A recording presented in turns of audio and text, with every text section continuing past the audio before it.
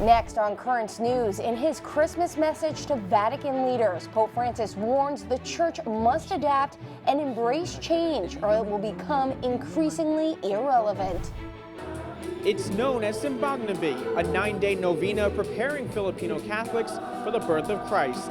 I'm Tim Harfman, and I'll have more. Israel's about face. Christians in the Gaza Strip can now visit Bethlehem and Jerusalem this Christmas.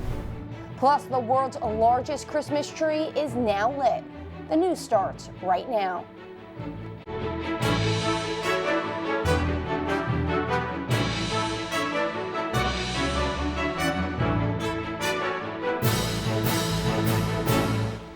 Good evening, I'm Michelle Powers. Pope Francis is warning that Christianity is declining in the West. And in a speech to top church leaders, he's telling them reform is a must and has got to happen soon. Current News' Tim Harfman has the details. The Holy Father told the top leaders of the church, the Roman Curia, that the Catholic faith is facing a minefield of hatred and misunderstanding in the world. And without urgent action, it won't improve. Noi dobbiamo avviare processi e non occupare spazi. He said it's time to recognize that fewer countries today can be described as Christian and new ways of evangelizing are necessary. Non si tratta ovviamente di cercare il cambiamento per il cambiamento, oppure di seguire le mode, ma di avere la convinzione che lo sviluppo e la crescita sono la caratteristica della vita terrena e umana. The Pope spoke out at a pre-Christmas meeting with the Roman Curia. He warned them that attempts to overcome the challenges of today could be held back by an attitude of rigidity. The Holy Father referred to the words of St. John Henry Newman, who said, "To live is to change, and to be perfect is to have changed often." Per Newman il cambiamento era conversione, cioè un'interiore trasformazione, la tradizione e la garanzia del futuro. Francis said transformation and conversion are part of a person's response to God's call, and is especially important within the Roman Curia, who is responsible for leading the church in sharing the gospel with the world. Tim Harfman, Current News. The Pope is also making a big change within the College of Cardinals. The next dean of the body will be term limited. Cardinal Angelo Sodano is stepping down from the post. He's 92 years old. When Francis accepted the resignation, he also announced that the next dean will hold the job for 5 years. Sodano had been the post since 2005. The dean's main task is to oversee a conclave when a pope dies or resigns. For more now on the Pope's annual end-of-the-year speech to the Roman Curia and the decision to limit the term of the Dean of the College of Cardinals, I'm joined by John Allen, editor of Crux in Rome. John, thank you so much for joining me, and Merry Christmas over there. Of course, Michelle. Buon Natale. All right, John. So the Pope's message appears to be aimed at conservative and traditionalist Catholics who have voiced opposition to his papacy. How is the Pope's message being received? Well, Michelle, I think in evaluating this talk, you have to bear in mind who the target audience was. You know, you hear Pope Francis talk about rigidity and stiffness and a kind of desire for self-preservation. It's natural to think he's talking about his political critics. But remember that, this was not a speech at a Synod of Bishops or a Sunday Angelus where he's talking to the world. He was speaking specifically to the Roman Curia. That's the kind of central bureaucracy here in the Vatican. So I think less than his conservative critics there, he probably had in mind the Vatican Old Guard, which is neither liberal nor conservative. It is simply stuck in its ways. It's wedded to a particular model of doing business that has served them well over the centuries, and they're resistant to change.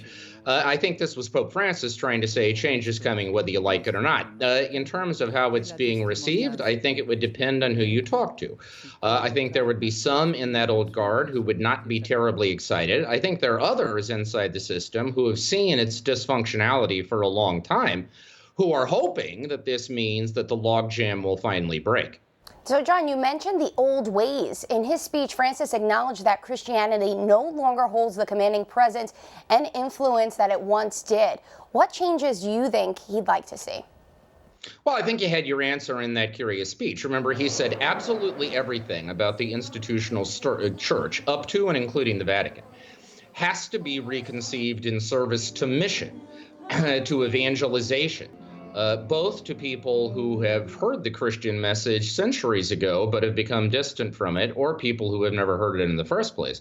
But I think Francis believes that somewhere along the line, things got out of whack. That is, that keeping the institution afloat became more important than the mission, that is, spreading the gospel to the modern world. And he wants to do, what he always calls a pastoral conversion. Put mission first. That's, of course, why he is reconfiguring all the departments of the Vatican to make sure that mission is the engine that drives the train. Okay, so those new departments, he issued a new decree limiting the term of the Dean of the College of Cardinals, an influential position that had previously been held for life. The change, how does it move the church forward? Well, most immediately, what it does is it removes a figure who is considered by many to be an embarrassment from a very visible position. That's Italian Cardinal Angelo Sodano, whose legacy has been tainted by concerns over his role in a number of clerical sexual abuse scandals, including those surrounding the late Father Marcial Maciel de Golado, the founder of the Legion of Christ, up to Theodore McCarrick. Longer term, what it does is ensure that you are not saddled with a dean of College of Cardinals for a decade and a half or 2 decades at the end of their career. They will now have term limits like everyone else in the Vatican. And so, in a sense, it provides an exit strategy, Michelle. Was that something you were expecting, John? Well, I think certainly the resignation of Cardinal Sodano was something we were all expecting. In fact, I think the surprise was merely that it's taken this long to get to that point. In terms of the term limits, I know this is something that has been discussed over the years. I wasn't clear it was going to happen at the same time that Sodano's resignation was announced. But Michelle, I will tell you this, after more than 6 years, the one thing we know about Pope Francis, stay on your toes because you must expect the unexpected. All right, I'm on my toes. John Allen, editor of Crocs, thank you so much, as always, and a very Merry Christmas to you. Tanti auguri. That means best wishes in Italian.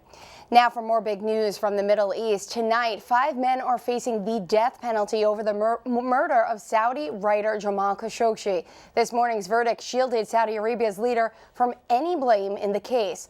Khashoggi was put to death last year inside the Saudi consulate in Istanbul, Turkey. He'd been a critic of the royal family and was a Washington Post columnist. International criticism focused on Saudi Arabia's ruler prince Mohammed bin Salman, accusing him of masterminding the killing. The public prosecutor's office detailed the verdicts.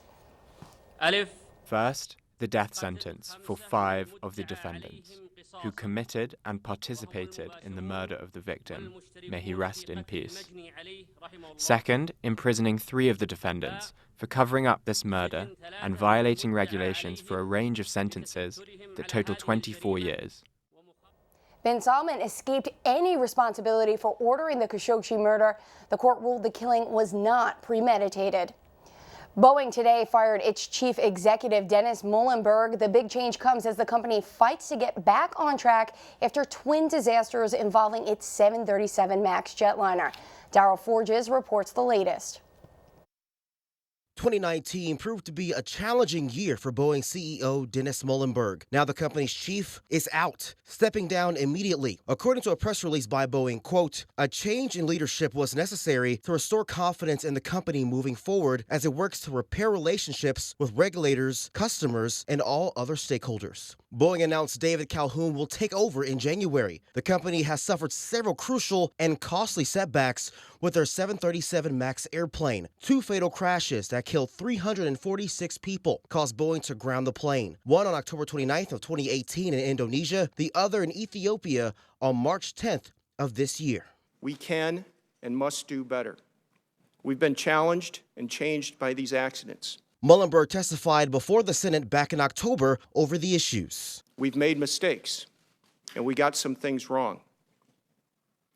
We're improving, and we're learning, and we're continuing to learn. But things have not gotten better for the company. Earlier this year, Boeing suspended production of the 737 MAX. This after spending months trying to get the plane recertified by airline regulators around the globe. Then last week's test flight of the Boeing Starliner capsule malfunctioned, forcing the company to end the mission early. Now Boeing is looking to not only restructure in leadership, but also restructure their reputation. Daryl Forges, Current Snooze. Over on Capitol Hill, the move to get the commander-in-chief out of the White House is on hold, at least for the holidays, and it will likely remain so until the start of the new year. In the meantime, both sides aren't showing much Christmas spirit towards each other. John Lawrence has the story. President Trump at a weekend event in Florida, blasting the House for impeaching him. They are violating the Constitution, totally. They're violating the Constitution. The matter's at a stalemate for now since House Speaker Nancy Pelosi hasn't sent the articles of impeachment to the Republican-led Senate. Crazy Nancy, she's crazy. It's so unfair. She has no case. But newly released government documents show the White House's budget office ordered the Pentagon to freeze security funding for Ukraine less than 2 hours after President Trump ended his phone call with Ukrainian President Zelensky in July. Until we hear from the witnesses, until we get the documents, the American people will correctly assume that those blocking their testimony were aiding and abetting a cover-up. Pelosi wants Majority Leader Mitch McConnell and Minority Leader Chuck Schumer to agree to rules for the Senate trial. One White House official thinks Pelosi will eventually give in. She will yield. There's no way she can hold this position. Until there's movement on one side or the other, the president and the rest of the world will have to wait to see what happens next. President Trump, release the emails. Let the witnesses testify. What are you afraid of? I'm John Lawrence reporting. Now, despite the impeachment, Democrat presidential candidate Bernie Sanders is telling supporters the president will be tough to beat come November. Do not underestimate Donald Trump. Anyone here who thinks, oh, Trump, my God, anybody can beat Trump, wrong. He is going to be a very, very tough opponent. Sanders was making a campaign stop in New Hampshire. He claimed to be the best candidate to win the presidency because of the energy of his supporters. In Congress, new action is being taken to better protect houses of worship from terror. The U.S. Senate passed a bill to beef up security, especially in smaller states. Religious leaders across the country are struggling on how best to confront gun violence.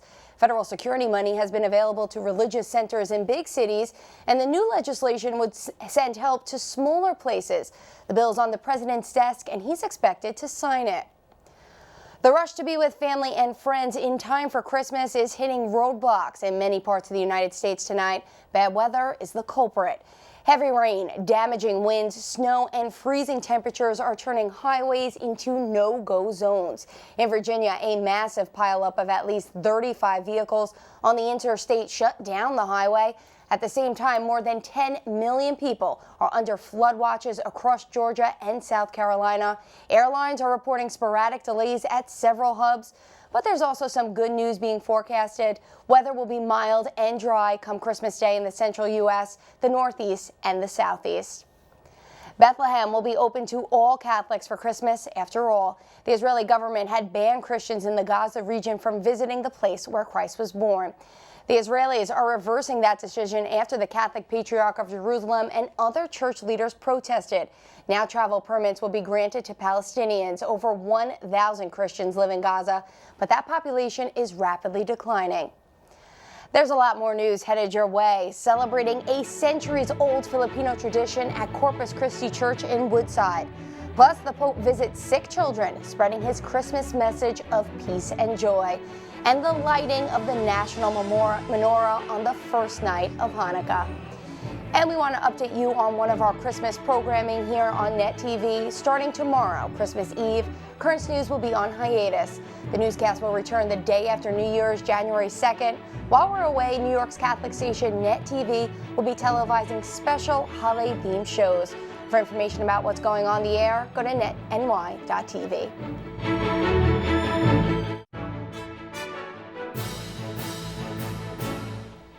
A series of explosions in the Philippines has injured at least 20 people. A grenade blast outside the Catholic Cathedral in Cotabato wounded several soldiers. 2 other explosions were reported in nearby towns. No group has yet to claim responsibility. The military believes the blasts were aimed at troops. Now, these blasts come as Filipino Catholics around the world are celebrating their unique Christmas tradition. It's a 9-day celebration that honors the coming of the Christ child. Current News' Tim Harfman is here again to tell us more about how the tradition lives on in Queens. For Filipino Catholics like Princess Asma, this is a countdown to Christ's birth. I think it's a really big responsibility for me to keep the culture alive and just pass it along to people. Princess and her parents are attending Corpus Christi Church in Woodside, Queens for 9 straight nights of prayer. It's known as Simbang Gabi, a novena leading up to Christmas. It originated in the 1600s and was called the Rooster's Mass because liturgies were celebrated before dawn. The evening services are important to this 21-year-old. A lot of people my age, they don't usually come to events like this, so I think it means a lot to me to respect my parents and my culture overall. Father Patrick Longalong celebrates the 8th night of the novena. A Filipino himself, he sees it as a way of evangelizing. There are many Filipinos who travel, who move, to migrate to different countries, and we are also bringing with us our culture, our faith, and our heritage. This year, Pope Francis became the first pontiff to celebrate Simbang Gabi at St. Peter's Basilica. Pura Gonzalez says the Holy Father's celebration is an honor for all Filipinos. Filipinos should be very proud of that. The first time we were recognized, our tradition is now known all over the world. Although wherever Filipinos are, we have this Simbang Gabi. The novena ends on Christmas Eve. In Woodside, Queens, Tim Harfman, Current Snooze. A beautiful tradition there. The tablet still needs your help to make kids across the diocese have a Merry Christmas. So far, their Bright Christmas has collected more than $77,000. But to reach their goal of $110,000, they need your contribution so they can ensure children in the diocese will be able to wake up on Christmas morning with a smile. You still have some time to donate, so send a check to the Bright Christmas Fund at 1712 10th Avenue in Brooklyn. Or you can go to thetablet.org and click on the donate link on the home screen.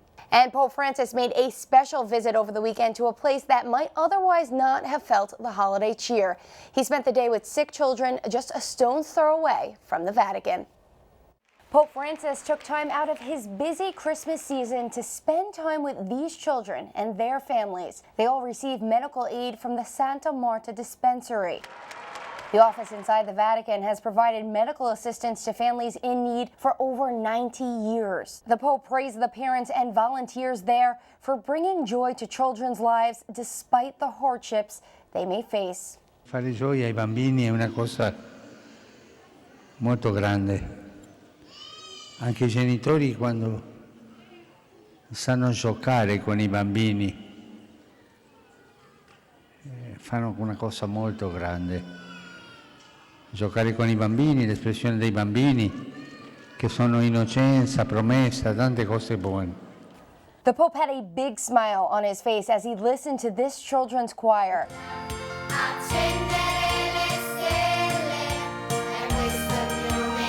There were even some acrobatic performances. This dancer on stilts was dressed as an angel with lights all over her costume. There was also a living nativity scene with the children acting out the reason for the season. Then a group of workers and children wheeled out a cake to celebrate the Pope's 83rd birthday. Better late than never.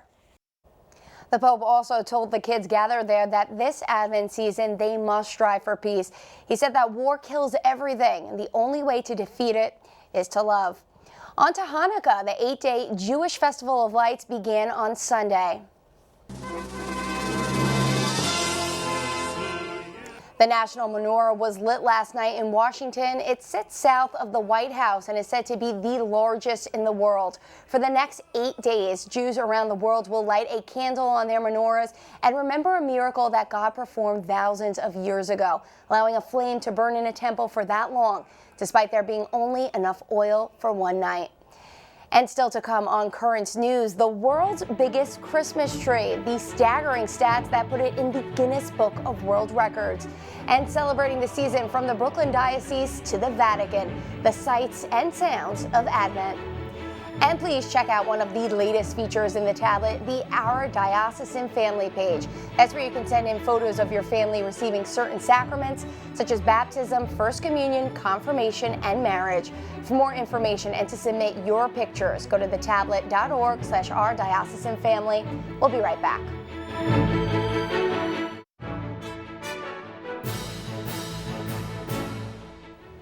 It's an out-of-this-world Christmas that only a select few get to celebrate.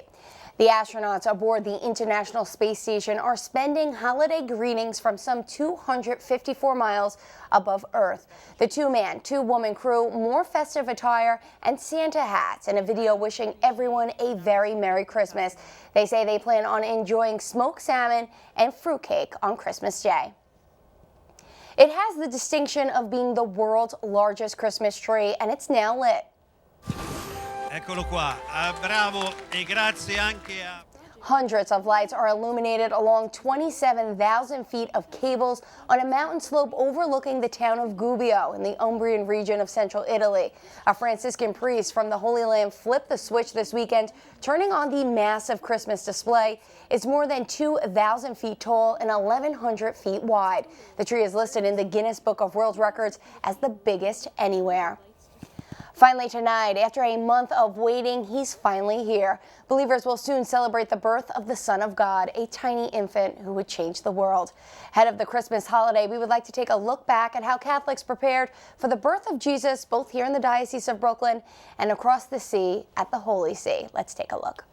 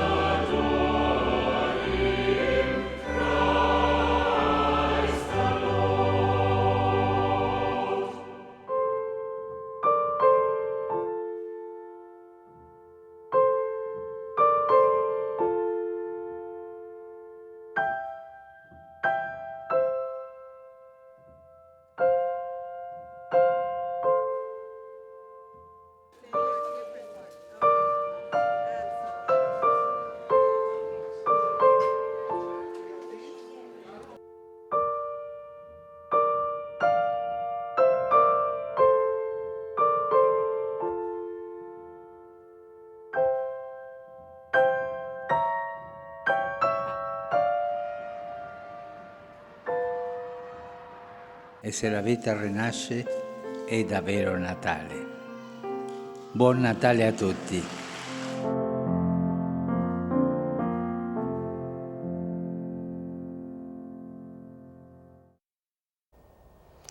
The baby Jesus will be lovingly placed in the manger at midnight masses around the world. A reminder that Current Snooze is going on hiatus from tomorrow until January 2nd so that we all get a chance to celebrate the true meaning of Christmas with family and friends. NetTV is planning great holiday-themed shows during that time. Check out the schedule at netny.tv. That is Current Snooze. I'm Michelle Powers. Thank you for joining us because we are putting your faith in the news. Hope to see you again in the new year and have a very Merry Christmas.